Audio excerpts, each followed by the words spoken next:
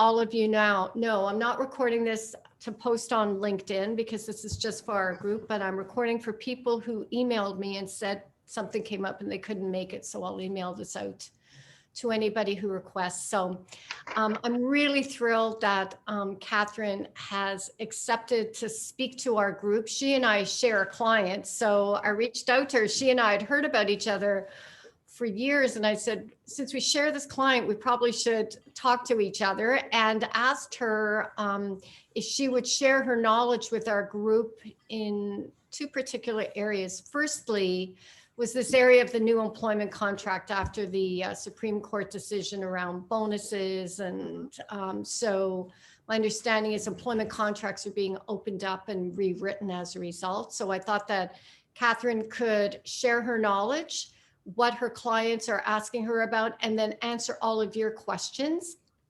And then I know after that we have COVID questions for her around maybe the vaccine and declaring, the privacy issues around people having COVID and how do we handle it in the workplace. So Catherine, I will move it over to you, and maybe whatever you'd like to say about your background, and then everybody, you can connect with Catherine on LinkedIn, and if you want to put your contact information in the chat, that's great too. Okay. Okay, so over to you. First of all, I've been at this for a very long time. I've practiced in the field of labor and employment law. I've worked just about everywhere. I have been, I started out as a prosecutor with the Ministry of Labor, prosecuting employers for health and safety and employment standards cases, and doing some human rights cases. And I then have worked in a number of firms in private practice, 3 boutique firms doing labor and employment. And I spent almost 15 years in a very large, a partner in a very large international firm, which is now called Dentons. I think it's just taken me a very long time to end up at the perfect match for me, which is we are a labor and employment specialty firm, and do just, I guess, every area of labor and employment, the unionized and non-unionized workplace. And it keeps us all on our toes. What I'd like to stress before we begin, I'm sure I probably don't need to tell any of you this is not legal advice. This is general information about the case law, about the ministry policies and that sort of thing. Obviously, if you want legal advice on a very specific issue, you need to get, that from your lawyer, who gets all the relevant factual information from you before giving you a legal opinion. But I'm happy to share my thoughts on recent case law. One of the cases I think that I discussed with Deborah in preparation for today is this ocean nutrition decision of the Supreme Court of Canada. That was not as groundbreaking a decision as people think it is. It was a long time coming. There are many prior cases with the Ontario Court of Appeal that were leading up to this ruling. And one of those cases is an Ontario Court of Appeal case, which at the moment at least is a definitive case on stock options, which I argued before the Ontario Court of Appeal in 2019. It's called O'Reilly versus IMAX, and it relied on virtually the same lines of cases, I guess, as appeared in ocean nutrition. So I'm very familiar with how the law has developed in this area. But basically, most employers try to limit what benefits they have to pay out to employees after termination. And many bonus plans or LTIP plans or RSUs, which are basically restrictive shares, stock options, everything, they tend to have language that says, if you're not actively working here anymore, then you don't get the bonus, you don't get the stock options, you don't get profit sharing, you don't get whatever. Okay, so obviously plaintiff lawyers have very aggressively fought against that.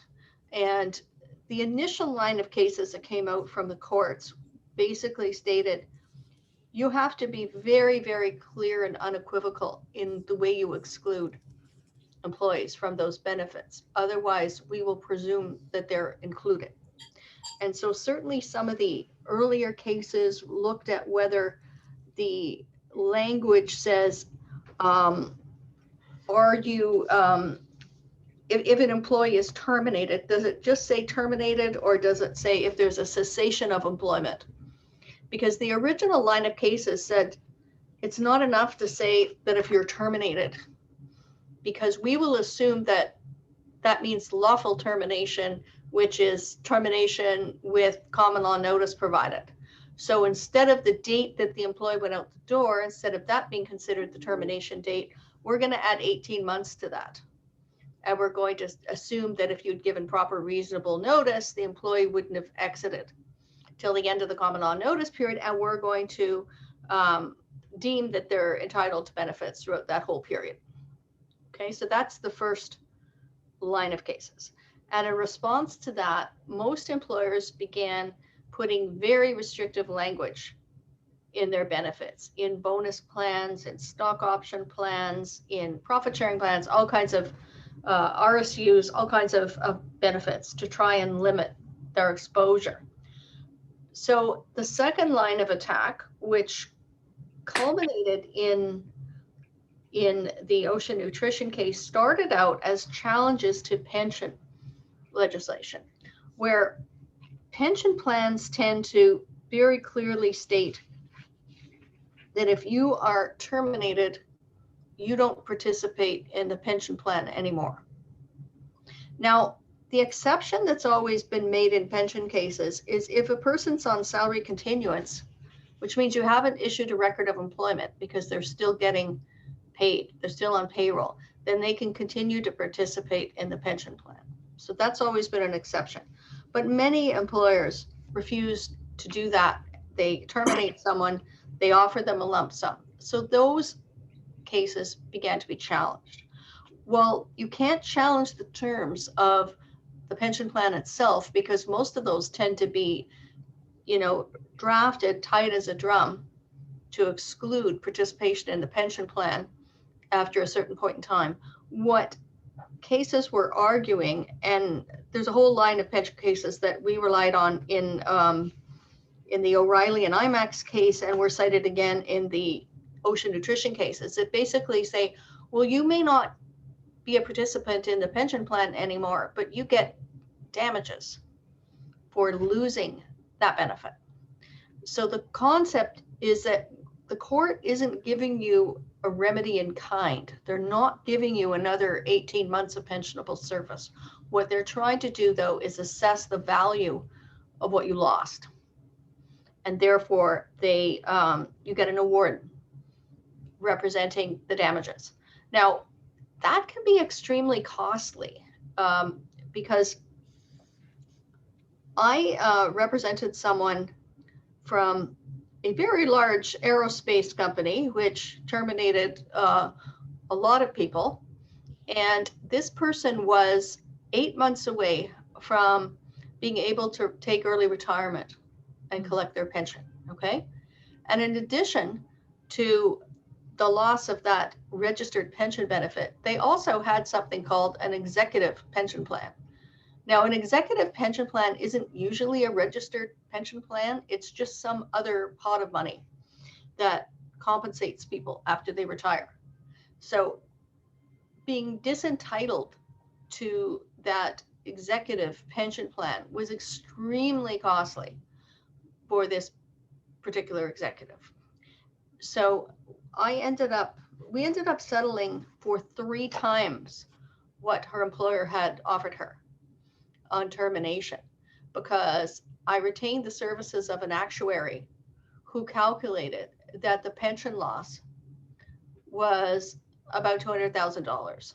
Just that by terminating her, 8 months before she could take early retirement and losing participation in the executive pension plan. And that happened to be, she was only offered $100,000 as wrongful dismissal notice at termination. So once you added this extra $200,000, that meant that it was 3 times what she had been offered. And that's what we settled for at mediation. So it was well worth the price of the actuary.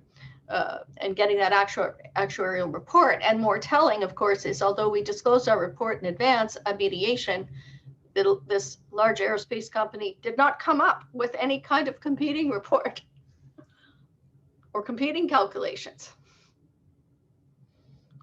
So that was,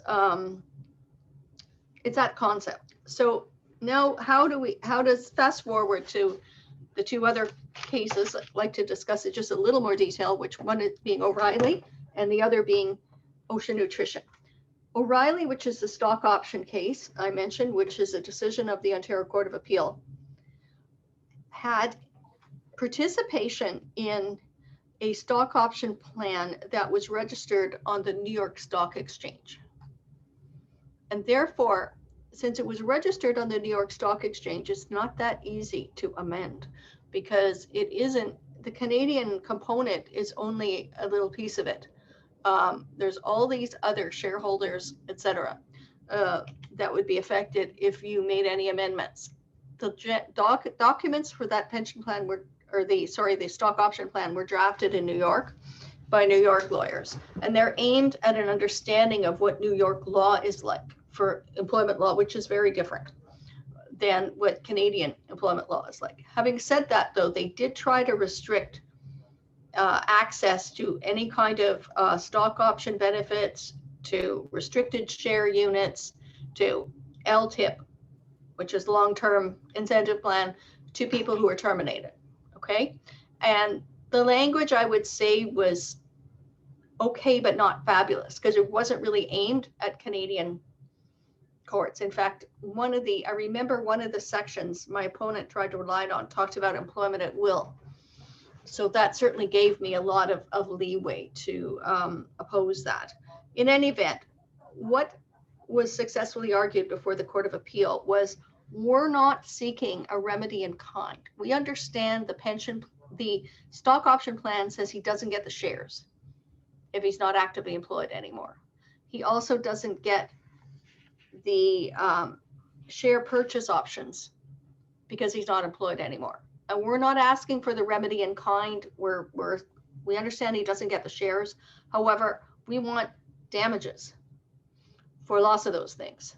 That's something I can tell you my American-based opponents had real difficulty wrapping their head around, because they don't have common law damages in the US.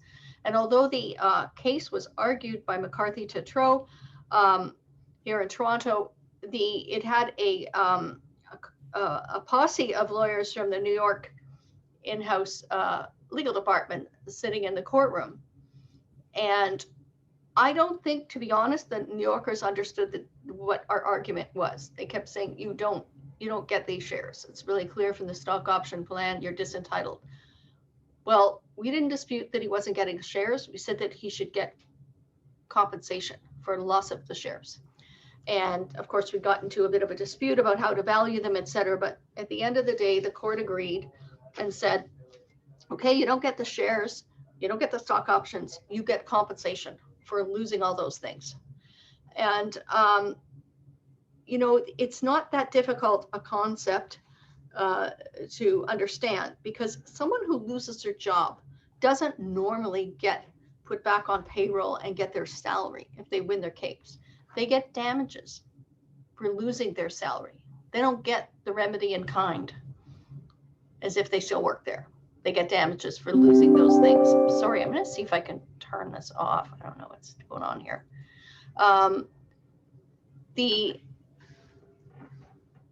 So fast forward to Ocean Nutrition, which came out about a year after the O'Reilly case before the Court of Appeal.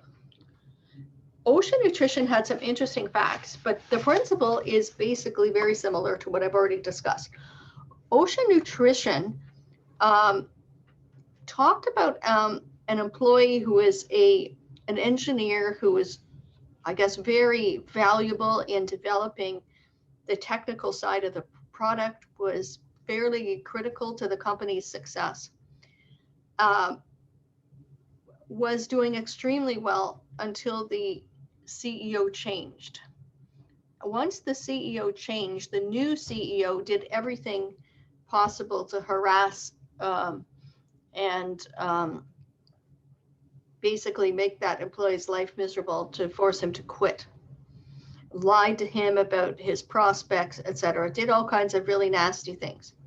So the employee was trying to hold on to his job for as long as possible, because he believed that the company was going to be sold. And if the company was sold, he had an LTIP, a long-term incentive plan, that was going to be triggered by a sale, and that was worth over $1 million. So he was doing his best to hold on until that triggering event occurred and he could collect his $1 million. However, I guess life became totally intolerable, and he ended up leaving and going to work somewhere else. 14 months after he left, his former employer, Ocean Nutrition, did sell the business. And at that point, he says, okay, I'm going to see if I can recoup some of my lost benefit here. So first of all, he asked for the payout, and they said no. The terms of the plan said you have to be actively employed here or you don't get your LTIP. And so he then sued for constructive dismissal based on this extremely egregious and nasty course of conduct that had been pursued by the new CEO, which precipitated his departure. And he claimed that as part of his constructive dismissal damages, he claimed that the sale of the business fell within the common law notice period, and therefore he should get his $1 million for this LTIP. And the court agreed. The court said, although the plan disqualified him from receiving the bonus in the normal course of business, the plan language didn't preclude him getting common law damages for loss of the bonus plan. And that's essentially what you can distill the case down to. There's no point getting bogged down in all kinds of complexity. It basically is distilled down to, it's not enough to have restrictive language and say you have to be actively employed to get this benefit. You also have to have language that says, and furthermore, you can't get any common law damages either arising out of the loss of this benefit. That's essentially what you have to say.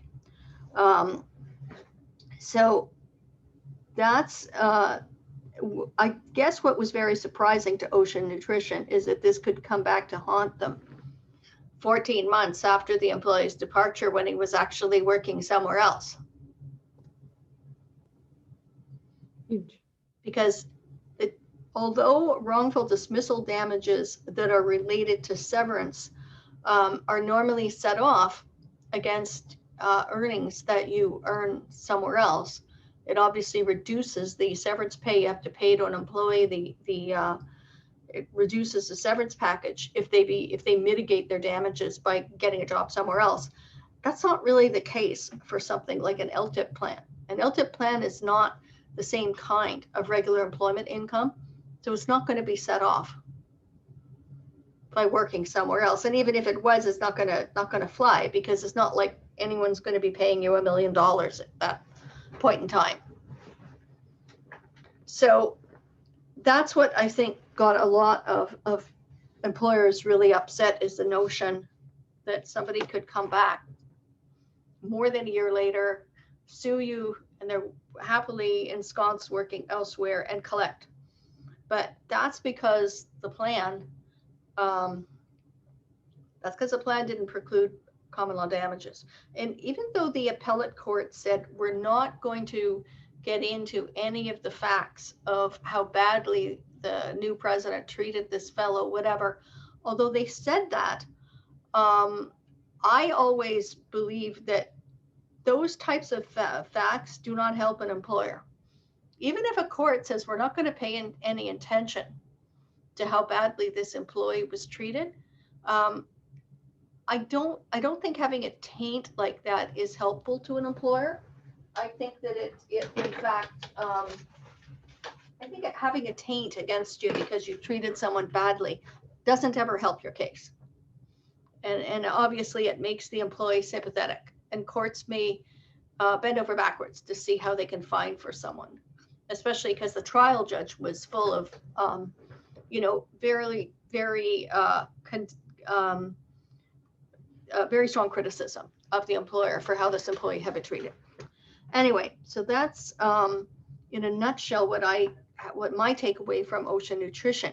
Now, Deborah, did you want to get questions throughout, or you want questions at the end, or what do you want? Because I want to move into another topic after that. What is better for you? Should we, if you're moving into another topic, let's, I have a question for you, and then maybe others will. So what are your clients doing now? I know that they're opening up employment contracts. Yes. And what are they doing? Changing the language or? Yes, I'm getting a lot of questions from clients, and how should I change my bonus plan? How should I change the language in stock option plans, etc. Okay, and as I said, some of those stock option plans are easier to change than others. If the plan is listed on the New York Stock Exchange, those are not easy to amend. Whereas if it's a Canadian-based plan, it's a lot easier to amend, and that's what they're changing. Most employers that are asking about bonus want to know exactly what they have to do to make their plan bulletproof. I'm curious, and I don't know if others are curious about how that employee proved the harassment. Did he have to submit proof? I think that there was tons of documentary evidence, first of all. Secondly, I think that the former president who was on his side testified. Oh, the former one, yes. Corroborated a lot of what he was saying. And I was reading in the paper about this, that the CFO first tried to get rid of him. Before that, new CEO. So they had a new CFO who first tried. And then the CEO finally, I guess, amped up the harassment. Yeah. So, but first of all, he had tons of emails and documents to document a course of conduct. But I believe that the former president testified. Yeah, and corroborated a lot of what he said. Wilma, you have a question? Hi. How might what you've just mentioned apply in a situation where an employee has voluntarily left the organization? So there aren't any issues, but she's left the organization to take another role. But there's a bonus that would be due based on the calendar year that they don't pay out until March. So would the employee still be entitled to that bonus? Okay, normally the situation of a resignation is very clear. If you resign, you are not entitled to common law damages usually for resigning, okay? What made Ocean Nutrition different is that the guy resigned with cause, so to speak. He claimed that his resignation wasn't a true resignation, that it was a constructive dismissal, which triggers a whole host of common law damages if you're constructively dismissed, which you don't get if you resign. Generally, I would say that non-competition covenants increase the award of damages because it limits the individual's ability to mitigate their damages. Correct, yeah. Okay, thank you. Paul? Hi there. I think it might have been a bit of an extension of that. Just wondering the interpretations of non-compete or solicit provisions. I've had a couple of clients have talked about through COVID, whether the person is terminated or they resign, that the interpretations of or the restrictions for employees or former employees is not quite as strong, for lack of a better Well- term, or that employers don't have as much ground to stand on? Okay, I think that generally speaking, if an employer wants to enforce a non-compete, which obviously limits the employee's ability to mitigate their damages, and you also have COVID, which limits an employee's ability to mitigate their damages, what you're going to see is higher notice periods. Because you're going to say, look, I should have been paid 18 months notice, and my ability to mitigate my damages was virtually negligible for the first year, et cetera. So you're going to see, I think, higher awards. Now, unfortunately, they haven't really come to trial yet, because all these COVID restrictions basically started in March, and the courts, in fact, were closed until September, and limitation periods were frozen, et cetera. So there's been quite a bit of delay in litigation. I know I have a case right now which I'm trying to move forward and get settled, but it's been frozen for several months because of COVID. So we don't see that case law yet, but I'm thinking that the combination of COVID and non-compete is sort of a double whammy, limiting someone's ability to mitigate their damages. Interesting. Andrew, do you have a question? Yeah. Hi, Catherine. Hi. So the question on the individual employer who could prove that he was treated badly. The question I have is, if he had resigned voluntarily and had given up his right to the benefit of benefiting from the company being sold, let's say 6 or 12 months later, could he have gone back and claimed that benefit once the company was sold? Or if he had resigned voluntarily, then he basically gives up his right to any benefit when the company was sold? The question is whether he was constructively dismissed and whether he gave up his right to claim constructive dismissal. If someone doesn't have a basis to claim constructive dismissal, they just left the company because they got a better offer, and there's no factual basis for them to make a constructive dismissal claim, then you don't have a basis for saying I'm entitled to common law damages for wrongful dismissal, because you weren't wrongfully dismissed and you weren't constructively dismissed, you just resigned. Right. So then they give up the right to any long-term incentive plan at that point. Yes.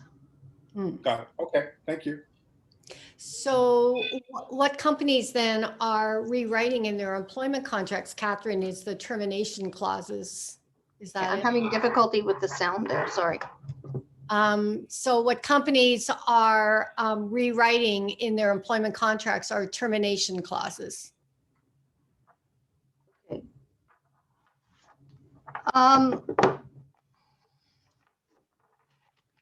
I think that companies are generally tightening up the language in employment contracts, basically to try and get around whether someone can sue for common law damages. They're also specifying certain incidents in their certain rights of the company in their employment contract, saying we can do X, Y, and Z, and that won't be considered a constructive dismissal. Right. So any advice for employees who are looking for roles and are presented with... Deborah, I'm really having difficulty hearing you. I'm sorry. Oh, it seems like a bunch of static. I don't know why. Okay. Is this better? A little bit, but okay, go ahead. What about employees who are looking for roles and are about to sign contracts? What should they be considering if the employer is now limiting their damage, like their payouts? Okay, sorry, I really had difficulty. Did anybody else have difficulty hearing that? Sorry. No, I think it's on your end, Catherine. Sorry about that. Let me see what I can do here. Okay. So what about employees who are looking for roles and are about to, are going to sign an employment contract? Yeah. What should they be looking for then in order to not get themselves locked into this type of thing? Okay, if an employee is about to sign an employment contract, they're in their best bargaining position then and there because the company wants them to come on board. So what they should be doing is they should write themselves a good severance provision that in the event my employment is terminated, I'm going to be paid an amount equivalent to, X amount, and it's going to be based on my earnings in my T4 slip for the last year or something like that, so that you don't get into these disputes about whether you would have got the bonus or what the profit would have been this year and what your percentage would have been, et cetera. I think if I was acting for an executive, I would tell them to base their severance on their income for the previous year as shown up in their T4 slip or something, so that they don't get into these issues. And with Ocean Nutrition as well, he was lucky that that the company was sold within 14 months because there's a 2-year limit, right? Yes. So he's quite lucky in that case. Well, there isn't a 2-year statutory limit. It's just that it's very rare that a court will award someone severance beyond 2 years. There are a few exceptions. There have been instances where a court has awarded up to 30 months or more. In the O'Reilly case, we recovered 24 months as a termination package, but we sued for 30 months as a notice. So I'm glad that you're correcting me. I thought you had to sue for severance or constructive dismissal within a 2-year period. Oh, there's a 2-year limitation period in when you can bring an action. Right. Okay?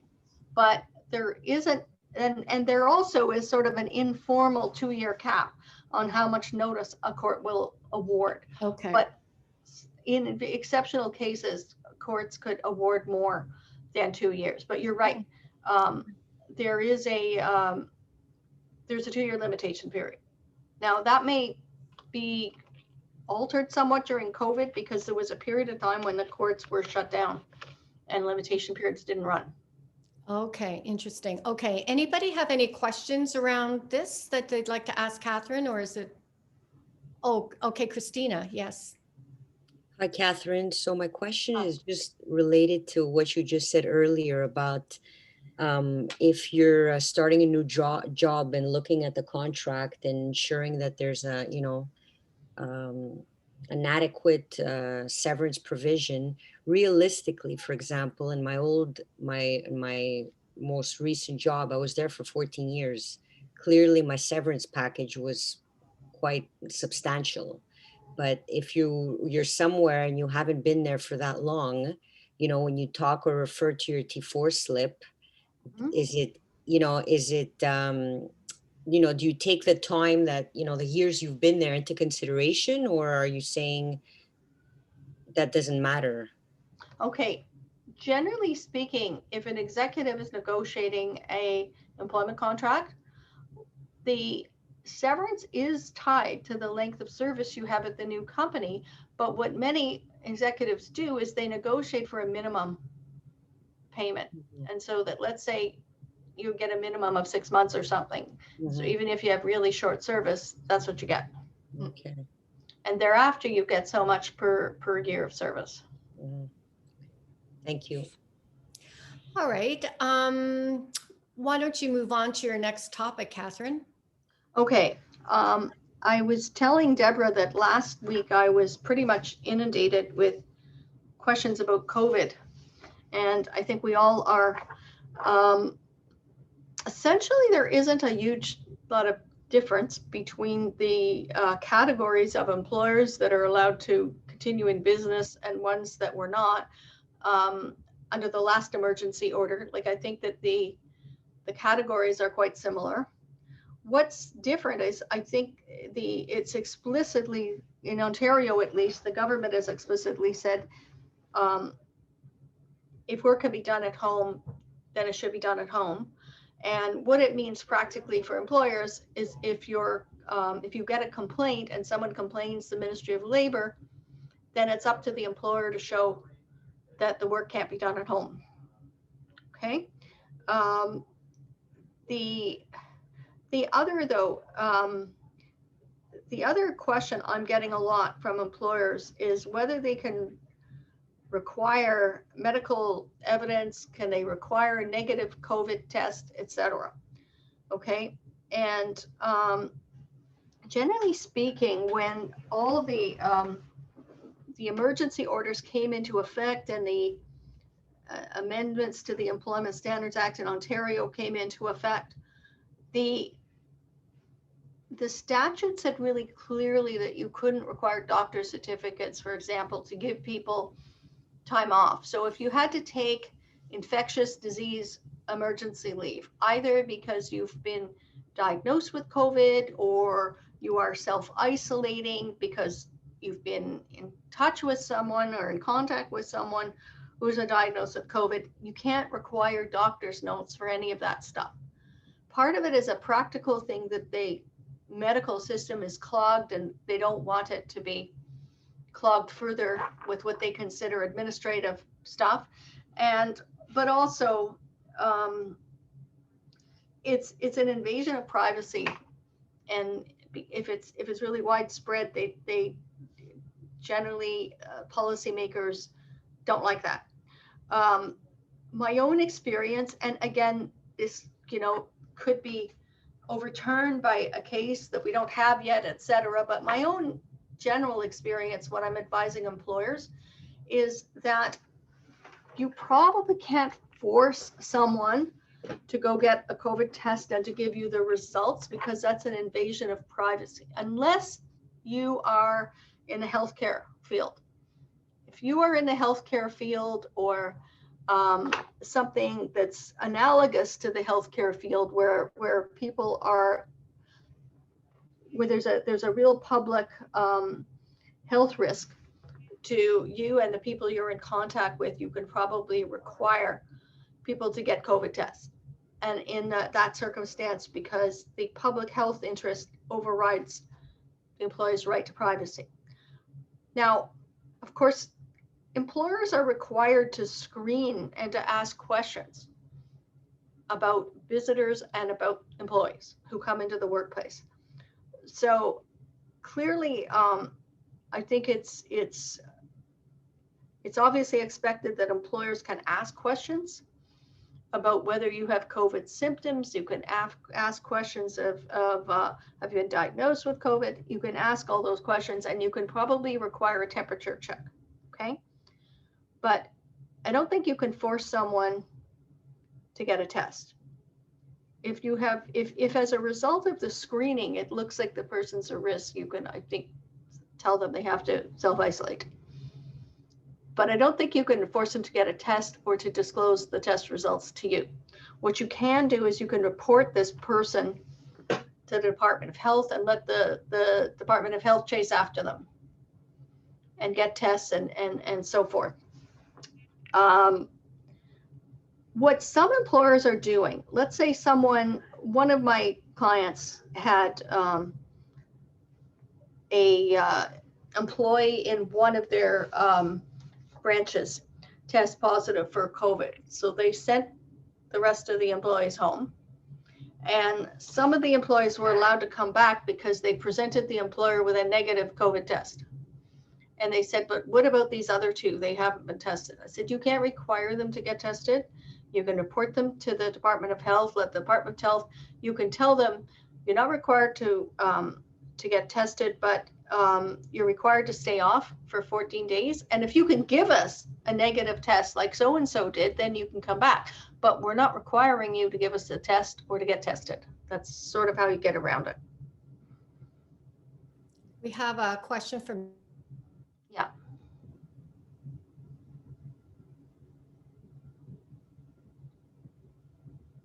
Okay. Okay, my question is, and I see your point, but there's a lot of other circumstances around that. And when we are going back into work and people are suspect to possibly having COVID, and you can't require them to have a test, and yet they're talking about people traveling here, and they require them to have COVID test there. So what's the difference? You know, I have an issue around that, especially when you're exposing other people to health concerns. Well, I guess that travelers don't have, first of all the same protections that employees have, is a short answer to it. Secondly, I guess it's a choice whether you travel or not. And once you choose to travel, there are certain inconveniences or requirements, like having to have a passport and all kinds of other stuff that you have to do as a condition of traveling. And I guess also there's pretty clear evidence showing that travel is a risk factor for bringing COVID into the country. Now, with employees, you may not be able to require them to have a COVID test, but you can send someone home based on the information you have. Like, you have a screening questionnaire. Employees are required to complete the screening questionnaire. They're required to provide you with this information.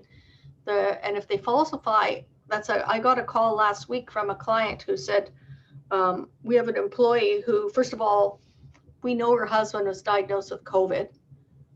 She didn't complete a questionnaire for the week her husband was diagnosed. And the following week, she completed a questionnaire and gave a response that she hasn't been exposed to anybody that has COVID. And how do we deal with that? So the employee was disciplined for doing those things, and they were sent home for 14 days.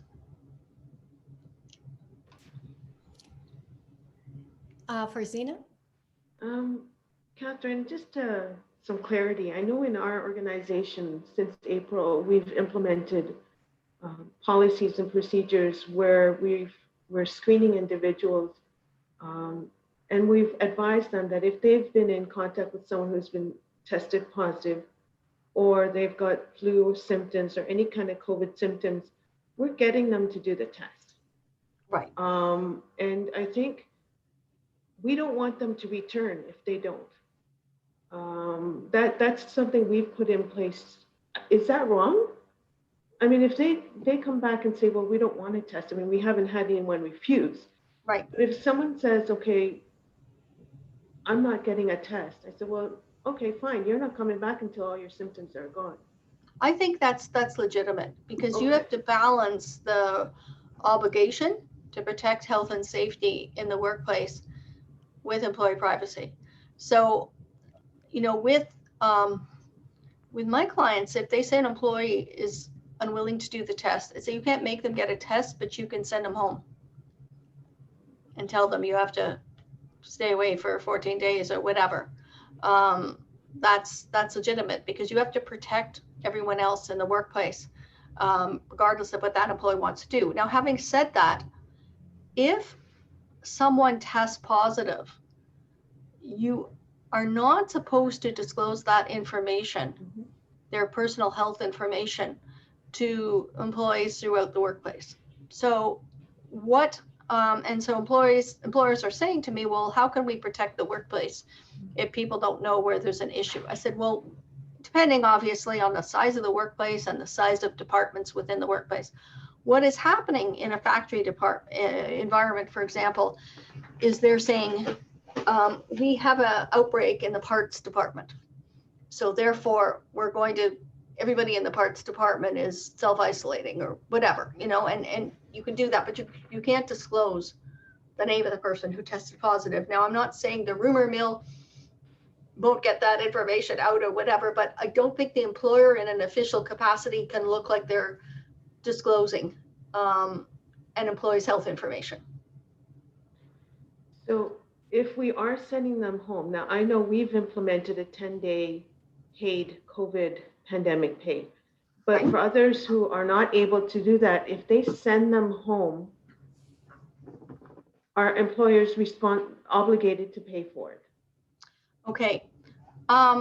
If the person is on infectious disease emergency leave, which is IDEL in Ontario, then the employer is entitled to send them home, and the employee can apply for EI to cover that, okay? If your situation is iffy and it's not clear whether they fall within IDEL or not, and it's not certain that they can apply for EI, then obviously the employer is much safer in doing that if they pay the person, okay? Many of my clients have drafted a pandemic policy which specifically pays people who may not be sick, but may be required to self-isolate, because under most conventional sick leave policies, you don't get paid unless you're sick yourself. You don't get paid because you're required to self-isolate or what have you. So many employers have drafted pandemic leave policies which cover those specific things, which give someone the right to be paid if they're sick themselves or they're required to self-isolate. Thank you. Vita? So my question is mostly around when the vaccine becomes available to the general population. So there's, Right. I've heard sort of Howard Levitt, for example, spoke to in the Financial Post, I think it was this weekend, that there could be argument to support mandating vaccines in the context of maintaining a safe workplace. Obviously, there's caveats around things around exceptionalities when accommodations required. So I'm just curious to hear, where do you think this will shape? Because to now, like I've heard things like it cannot be mandated, but can it be in this context? I think that one of the things we have to look at is what is our experience with other sectors where it's normal to mandate vaccines. Certainly in the school sector, it's been common for many years to mandate that teachers have tuberculosis vaccines. In the hospital sector, it's also common to mandate certain types of vaccines. And there are always rooms for exception. Either let's say the person's medical situation or their particular medical condition doesn't allow them to have a vaccine because it poses a specific risk to their medical condition. That would be an exception. Occasionally you have other exceptions like religious exceptions or whatever, but they're definitely in the minority. So once you have, first of all, an acceptance that the vaccine is effective, and it's a legitimate request to ask people to be vaccinated, anyone who does not want to fall into line is going to be subject to really strict scrutiny if they don't want to be vaccinated. Catherine, to follow on that, can you require them then to work from home? So you don't want to be vaccinated, fine, then you need to work from home. That would be a reasonable accommodation in the short term. But do you want them working from home forever when everybody returns to the workplace? Right. And so my follow-on question was going to be, and what if their job precludes them from working from home? Then can you tell them they're not allowed to enter the workplace without the vaccine? I think that would always depend on the facts of the case. You need to know what the person's situation is. Do they have a mental health issue that makes them afraid of vaccines? You know, all these things. You'd have to look at all of the surrounding circumstances and the person's individual circumstances. I think that generally speaking, I would expect vaccines to be mandatory in the majority of workplaces. Mm-hmm. Where something is really contagious and you pose a risk to other people. Like ordinary office workers are not required to get tuberculosis vaccines, okay? Teachers traditionally have been, because there's more of a risk of exposure and more of a risk of transferring the illness to other people. So you'd have to look at the particular workplace and the particular risk. The difficulty that we've had with COVID-19 is it exceeded all of our expectations. We honestly haven't had a pandemic on this scale in over 100 years. So there's really no, person with living memory that can tell us what it was like last time. And it's difficult to predict, but I would expect that most workplaces would be able to require vaccines for the majority of their employees. Mhm. And Shelley? So I was on a call on Wednesday with talking about this in particular, and they had suggested that if there was a reason why they couldn't have the vaccine, that you put a policy in place and you require them to have a full PPE attire. So because there will be situations where people can't, and maybe working from home is not the answer. Yeah. So so they suggested to put a policy in place so that you have something there, so that people know. That might well be a reasonable accommodation because masks protect other people. And that may be the type of accommodation that's needed. Mhm. Thank you. Andrew? Thanks. Oh, I'm sorry. Farzina, is it a COVID question? It's a just follow up. Oh, yeah, good. Okay, go ahead. If we are asking or recommending our employees to get vaccinated or get these vaccines, can we ask them for proof? Can employers or HR professionals or executives ask employees for proof that they got vaccinated? Can they ask them for proof of vaccination? Yeah, I think so. If you're putting in a policy that you're requiring employees to be vaccinated, yes, you can ask for proof of vaccination as part of that policy. So we can create a policy that says that it's mandated that we have to get our employees vaccinated before they can come into the workforce. But subject obviously to exceptions. If Yes, someone's going to yes. say I can't for whatever reason, just like there are exceptions to employees who say they can't wear masks. So who determines what's a valid reason and what isn't? I guess initially it would be the company. And if there's a dispute, it would ultimately be resolved through the legal process. But I'm hoping that most people could resolve it either at a company level or even through mediation. And Thank you, probably Catherine. super helpful if you have an alternative with, fine, you can't or won't or whatever, then you're required to wear PPE full time. Yeah. Yeah. Okay, thank you. Andrew, your question? Yeah.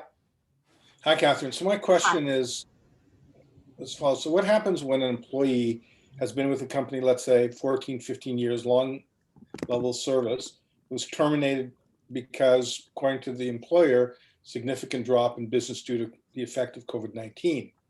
Is the employer still held to providing the same level of severance, or can the employer provide a lower amount because of circumstances beyond their control, i.e. COVID-19?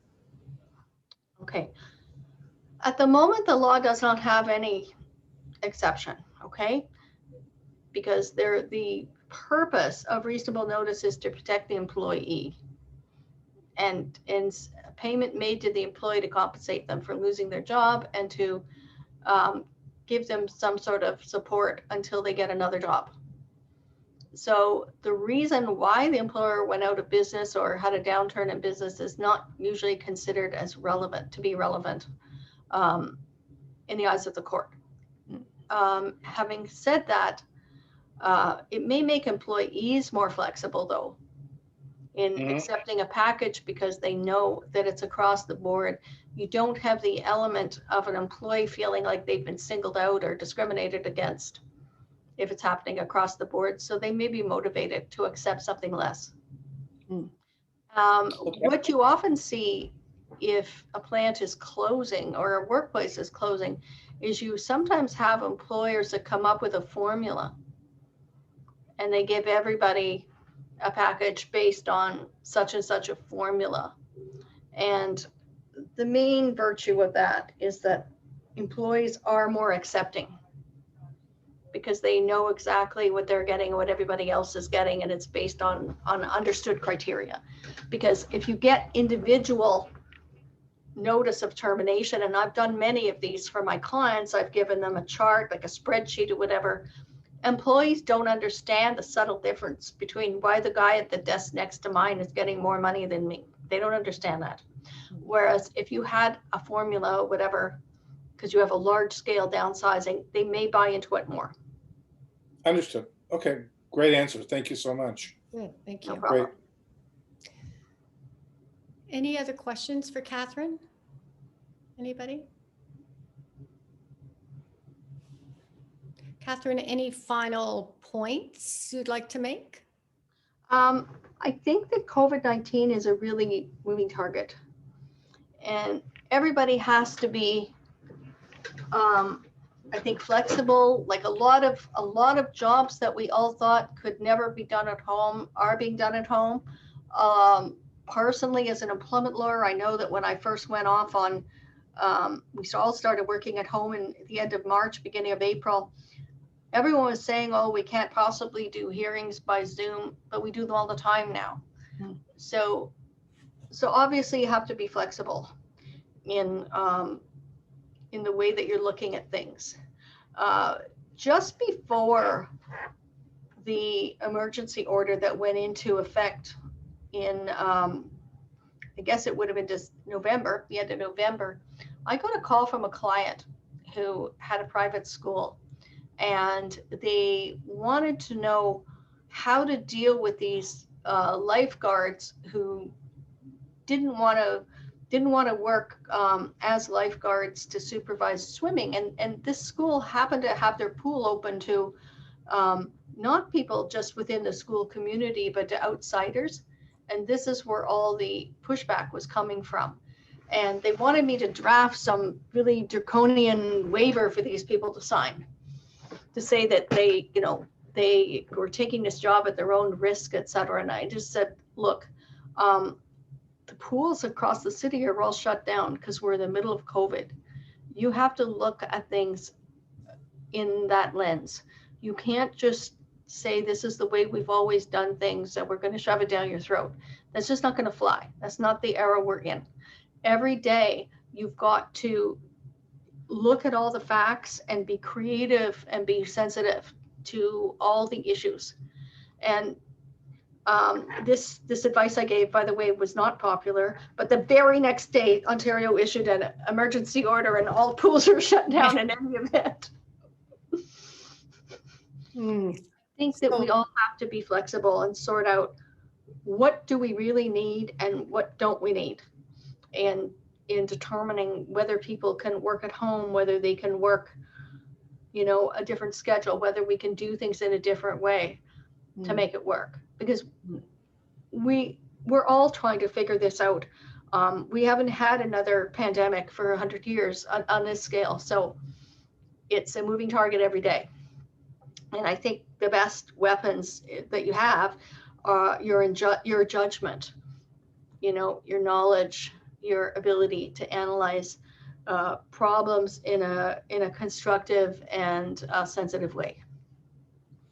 Thank you, Catherine. And how can people reach you? Okay, I am on email all the time. So the easiest way to reach me is by email, which is C Osborne, that's COSBORNE at Grosman.com. Grosman, GROSMAN. .com. And I'm also on LinkedIn. I would normally say by phone. We just got a brand new phone system. And because we have COVID, it not only does it have a million kinks, but we don't seem to be able to get anyone to fix it. So I would say that the best way is by email. That's on my iPad and it's on my computer. I look at email all the time. And obviously if you email me, I can set up a call. Thanks so much, Catherine. Really grateful. This has been so helpful. I'm seeing the chats and everybody is thanking you and appreciating your insights and the information that you shared. It's really been quite terrific. Well, thank you very much for having me. Okay. Thank you. Thanks for your Thank you. for your time. Have a great day, everybody. Take care. Bye-bye. Thanks. Bye.